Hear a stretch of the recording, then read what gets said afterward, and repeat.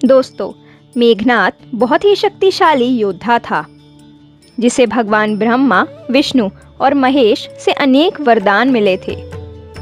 उसने स्वयं इंद्र को भी जीत लिया था, इसलिए उसे इंद्रजीत भी कहा जाता था।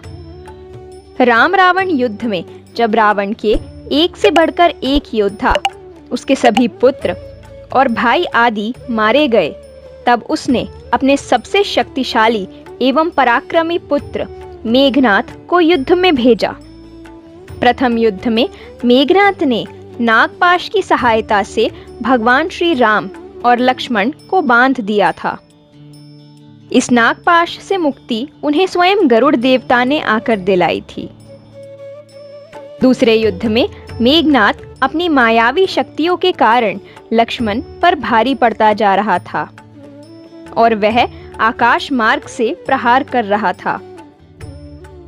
उसने लक्ष्मण को शक्ति बाण से मूर्छित कर दिया था, लेकिन जब उसने लक्ष्मण के पास आकर उसे उठाने का प्रयास किया तो वह उसे हिला भी नहीं सका। लेकिन ऐसा क्यों? आइए जानते हैं। लक्ष्मण मेघनाद के हर बाण का उत्तर दे रहे थे, लेकिन मेघनाद ने इसी बीच चुपके से शक्ति बाण चला दिया और वह बाण आकाश मार्ग से आकर सीधा लक्ष्मण जी की पीठ में लगा। इसकी शक्ति इतनी तेज थी कि यह लक्ष्मण जी की पीठ में धंस गया और उन्हें शक्तिहीन कर दिया। बाण के लगते ही लक्ष्मण जी के हाथों से धनुष बाण छूट नीचे गिर गया और वह मूर्छित होकर भूमि पर गिर पड़े।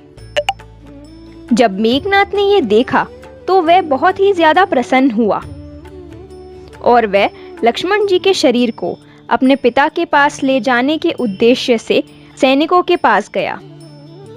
उसने सैनिकों से उनका शरीर लंका ले जाने के लिए कहा, लेकिन कोई भी उनके शरीर को हिला तक नहीं पाया। यह देखकर मेघनाद स्वयं लक्ष्मण जी का शरीर उठाने आया, लेकिन मेघनाद ने पूरी शक्ति लगा दी, फिर भी वह लक्ष्मण जी के शरीर को नहीं हिला पाया। दोस्तों, इसके बारे में रामायण में लिखा है कि लक्ष्मण जी स्वयं शेषनाग के अवतार थे। उनके फन पर ही पृथ्वी टिकी हुई है।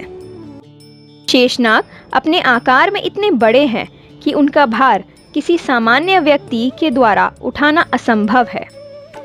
जब लक्ष्मण जी मूर्छित होकर धरती पर गिर पड़े थे तो उनके शरीर का सारा भार धरती पर आ गया, जिसे उठा पाना मेघनाद के बस का नहीं था।